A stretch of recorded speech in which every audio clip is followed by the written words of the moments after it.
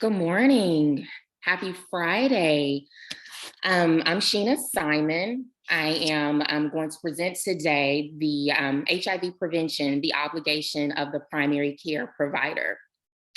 I want to give a huge thanks to my committee, Dr. Polson, and also Dr. Thule. And also, I would be remiss if I did not acknowledge Dr. Holcomb, who's helped me with my statistics, also Dr. Browning, the CMO of Urgent Team, and Dr. Coffey, who works with Gilead Sciences. Let's get started. Who is responsible for preventing HIV infections in the US? Is it the HIV specialist or the primary care provider? The HIV specialist is better knowledgeable, better able to manage antiretroviral therapies. However, those non-HIV patients are rarely seen in those specialty offices. The primary care office is more appropriate for HIV prevention. However, some primary care providers have noted that they are less knowledgeable and feel like that HIV prevention, such as HIV PrEP, is beyond their scope of practice. Neither the HIV specialist nor the primary care provider feels as if HIV prevention falls exclusively within their clinical domain. And this contradiction is referred to as the peer view paradox. Over 1 million people live with HIV. 1 out of 7 is unaware of his or her status. In 2018, less than 50% of patients were screened for HIV. 40% of patients report never discussing HIV prevention with their primary care provider. Over 1 million people in the US are eligible for PrEP, yet only 80,000 have been prescribed this medication since the approval by the FDA in 2012. Here's the most current data on the new HIV infections in cases in Tennessee. Note how many of the urban areas have more cases than the rural counties. As the urban counties, there's much to learn about how to keep the new HIV infections to a minimum from the rural communities.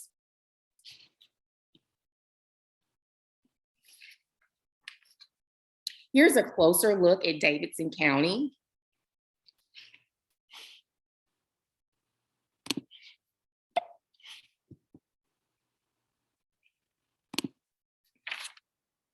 This slide here shows the demographics, shows the breakdown of the new HIV infections in Tennessee broken down by demographics. Age is on the left, and on the right, you see the race and ethnic background. This is very concerning to me. This project that the pilot study that I've done here is needed, especially here in the state of Tennessee, because the HIV rates continue to rise. Nashville is becoming more diverse, with the Black and the brown communities are being impacted the most. Tennessee data such as this allows us DNP leaders to consider the contributing factors to the high incident rates, such as healthcare disparities and inequities. HIV PrEP can potentially eradicate new HIV infections by the year 2030, despite the COVID pandemic. The problem is that primary care is the optimal setting for HIV screening and prevention. However, some providers believe that HIV prevention is beyond their scope of practice due to the lack of knowledge and training. The question that leads this project is, in providers of a primary care setting, how does the implementation of HIV prevention clinical practice guidelines compared to current practice impact appropriate prescribing patterns of HIV PrEP for patients at high risk of HIV acquisition over 6 months?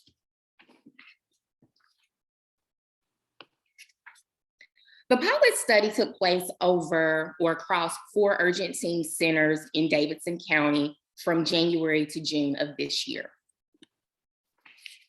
There were 5 participants, all nurse practitioners with the exception of 1 physician assistant, all white with the exception of 1 African American, and also all female with the exception of 1 male, all between the ages of 32 and 51.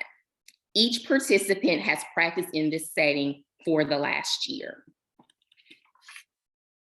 The Quality Improvement Project helped providers to identify patients at high risk for HIV acquisition. The 19-minute voice-over PowerPoint was a provider education session to introduce or reinforce guidelines and current practice for comprehensive HIV prevention. The visual reinforcement was just simply a workplace poster with the CDC guidelines. Also, the Quality Improvement Project helped improve the quality of healthcare in the primary care setting.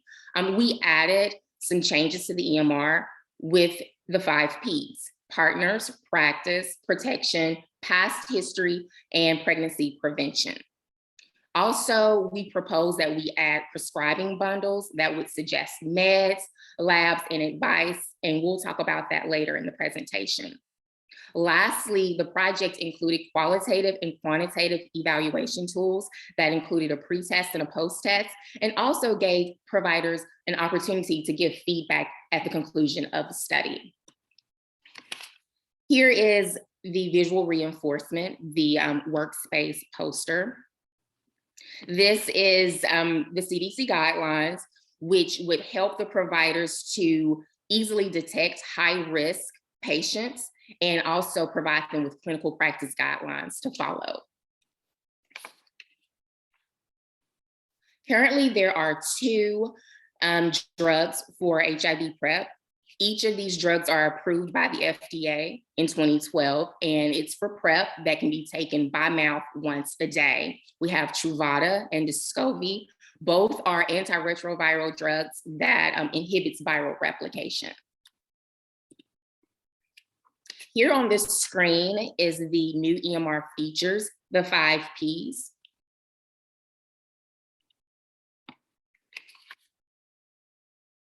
The provider surveys were used to evaluate the provider knowledge and measure the clinician's comfort levels on HIV screening and prevention. The surveys were also used to understand the challenges in prescribing preventative treatments and also to explore the disconnect between the reported comfort level and practice. Last year, I proposed prescribing modules. However, that was not added to the EMR changes. Since then, we've added the 5 Ps, and we've also added 2 post-education surveys, including provider knowledge retention at 3 months and also provider feedback at the conclusion of the study. In the beginning, the main focus was prescribing patterns for HIV PrEP. However, there was a need for more time reinforcing history taking.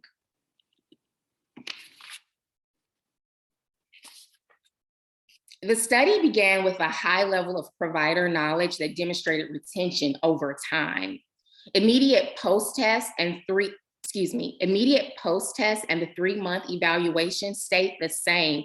Provider knowledge was consistent and did not decrease. Chart audits were used to measure the provider usage of the EMR changes. There were 2 types of visits. The problem visits encompass dysuria, vaginitis, STI exposure, and/or screening. The routine visits included birth control, wellness exams, hormone replacement, and medication refills, specifically for herpes simplex 2.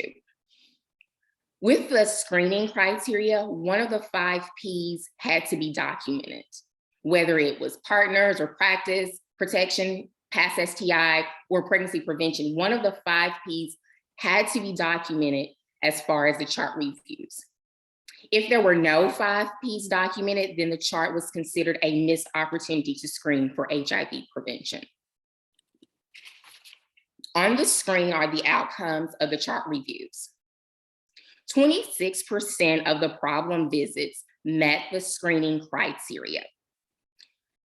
This was at 3 months. At 6 months, 44% of the problem visits were screened or met screening criteria, meaning that at least one of the 5 Ps were documented, and was also providing an opportunity to explore HIV preventative treatments.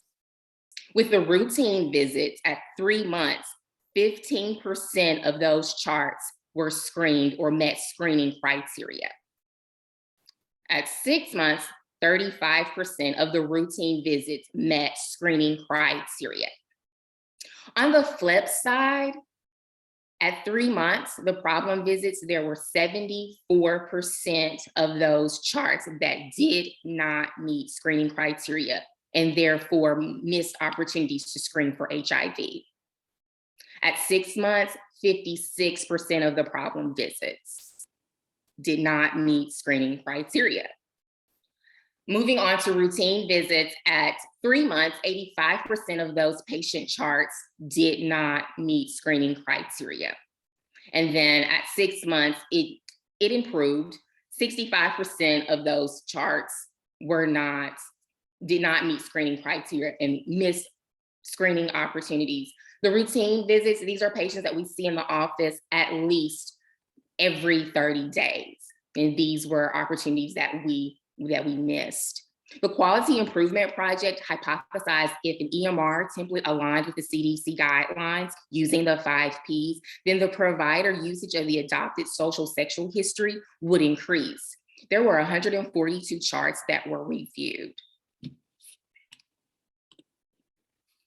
This is an overview of the provider usage of the adopted social sexual history from January to June. 34% of the problem visits met screening criteria. And it improved, and then with the routine visits overall, 28% of those charts met screening criteria where at least one of the 5 Ps were met. And then on the other side of this, over half of the problem visits did not meet screening criteria where there was a missed opportunity. And with the routine visits, again, 71% did not meet screening criteria. So in the future, I recommend that we reinforce appropriate screenings and continue to have open dialogue with our providers on the challenges and the barriers to screening and prescribing preventative treatments. Dysuria was one of the leading chief complaints that were missed for HIV screening. Dysuria is a symptom of an STI, and complaints of dysuria should prompt the provider to do further investigation with STI screenings and lead to an in-depth conversation on HIV prevention.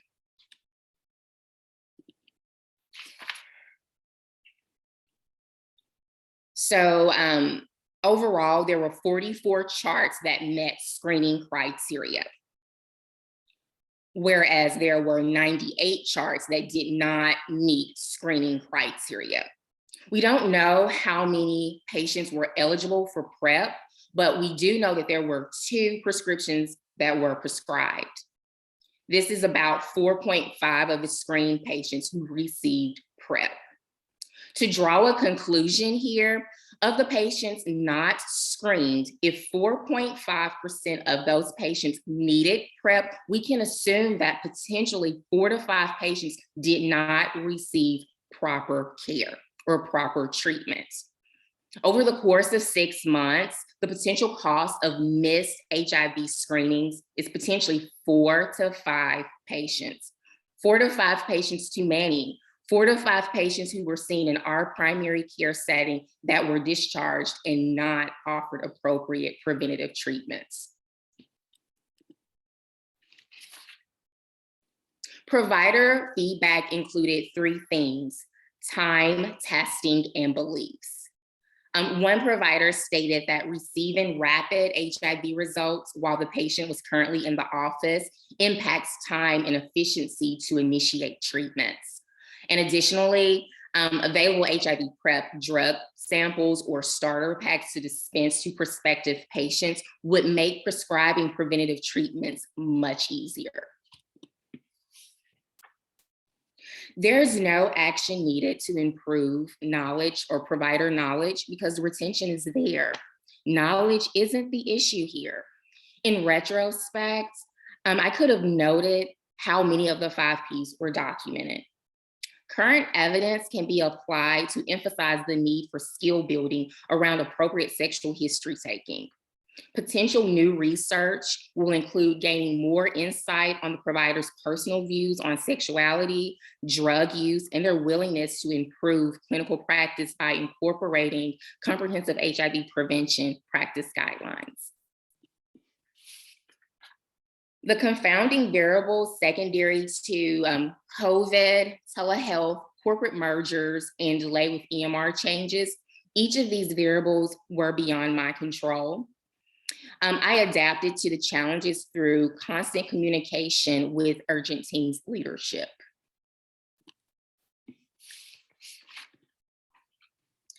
I anticipate on meeting with Urgent Team's leadership and disseminating with or through company e-newsletters, manuscripts, and also sharing my findings with potential new employers. DNP Essentials 3, 6, 7, and 8 resonated with me the most, especially with the drug manufacturer, Gilead. The support was unbelievable, in which led me to opportunities to meet with Music City Prep, a clinic here in Nashville, a specialty clinic whose mission is to eradicate new HIV infections. These partnerships help me to better understand how HIV has impacted the Black and Brown communities, and also how HIV is criminalized. I was able to share my findings, my knowledge with my colleagues. In conclusion, in this study, we've learned that providers have the potential and the power to stop HIV through screening and preventative treatments. Comprehensive HIV is the obligation of the primary care provider. The national goal to eradicate new infections by the year 2030 will be unattainable if providers are not thoroughly taking a social history and a sexual history to achieve comprehensive HIV prevention. Instead, the HIV incident rates will continue to rise, and this preventable disease, such as HIV, will continue to contribute to healthcare disparities affecting the most vulnerable populations. Comprehensive HIV prevention cannot be achieved without proper history taking. This concludes my final project presentation. Thank you for your time and your attention. Any questions? Thank you, Sheena. We'll open it up to Dr. Paulson.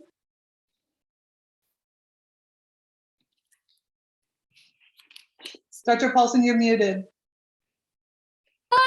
Okay, sorry. Good morning. Sheena, I am insanely proud of you. This project, from where we started 2 years ago to now, has really come full circle, and just everything you did and the long-term impacts you're going to have at Urgent Team and everywhere else you go are really, really, it's seen. You can tell you're really passionate about this, and it's definitely an impactful project. So it's been great to watch you go through the ups and the downs of this, but I'm really proud of you. Thank you so much, Dr. Paulson, and also to you, Dr. Thule, for holding my hand through this entire journey. Thank you, thank you, thank you. Dr. Paulson, I just want to thank you. Without our community members, we wouldn't have clinical sites, and our students wouldn't have the opportunity to improve, care delivery. So I thank you very much for your support of both Sheena and myself. Of course. We can open it up for questions or comments.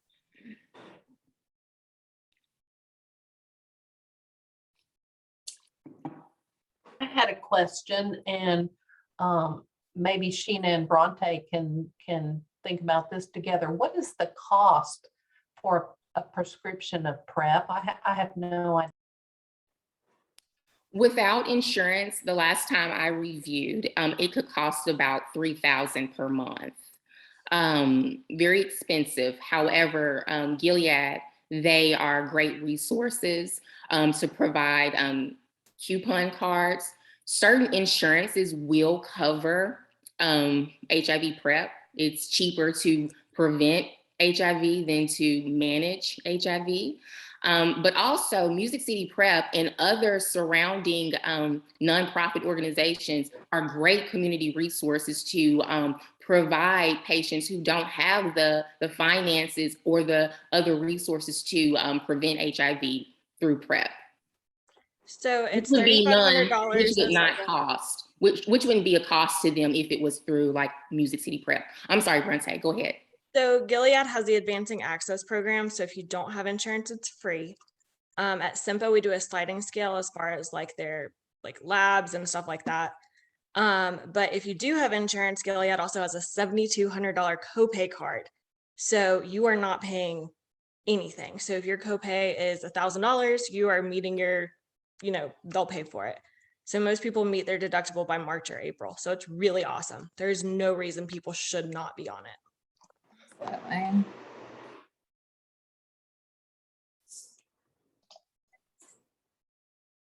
Hey, this is Casey.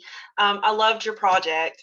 And I've just got a question, and my question was related to the cost as well. Do you feel that, the providers, that's one reason why they do not prescribe this is because it is cost prohibitive? No. In a sense? Okay. I mean, and I say that very frank. No, I don't believe that's the reason, because we order everything else and do not look at the cost. So this is not an issue here. The cost is not an issue. It's just that we are not being able to have this conversation. We are timid. We are afraid. We don't know how to approach a conversation about sex. And a lot of my providers, some of the feedback that I did receive was, oh, well, I was raised a certain way. This goes against my morals, my beliefs, but we're here to prevent an infection. We're here to protect the patient, and that is what we should be concerned about the most. Thank you. Sheena, this is Deanna. I loved your project. And the couple patients that I have had that have kind of been in the situation that you're describing were prescribed PrEP. How much of this disparity or issue do you think is also relative to, lack of knowledge? Because those patients that were prescribed that also were on it for a period of time and then just became non-compliant like other meds and stopped taking it. And then we saw them come back into the hospital. Okay, Deanna, I don't think I understood your question. Are you asking me how did the healthcare disparities, how did that impact us prescribing, or the ones that did receive? How knowledgeable were they about PrEP? Yeah, I guess in your field, do you see more people coming in with knowledge deficits, and maybe that's leading to some of this? Yes. Some patients are unaware that there is a preventative treatment out here. It's like, yes, there is something to prevent you from, contracting HIV. So some of these patients have no clue, but there are some patients who are knowledgeable, who knows about it. Maybe their partner is on it. Maybe some of their friends that they hang out with are on it, but they are afraid to start taking PrEP, just because maybe they don't know about the cost, they don't know about the advantage access that Gilead provides or Music City Prep. And also it's a stigma also that's tied to this as well. And we have to realize this, and this is how HIV is criminalized, so it's just a lot of social factors that take place here as well. Thank you. Well, and Sheena, to your Thank you. point, it goes back to that people might just not be comfortable talking to their provider about it because they feel like they are going to get judged, or, as providers, we just need to ask the question and the answers will come. But if you never ask the question, they may not bring it up. So I really, yeah. And it's also our responsibility as providers to set the stage. Let's get comfortable. Let's make our patients comfortable and let them trust in us. Let's build that trusting relationship so they can come to us and talk to us about anything, including sex. Thank you, Sheena. Thank you, Dr. Paulson. Just a reminder that Sheena will be in her poster room today to take your questions and feedback. We will, in keeping with our schedule, ask Summer to go ahead and load her slides and begin her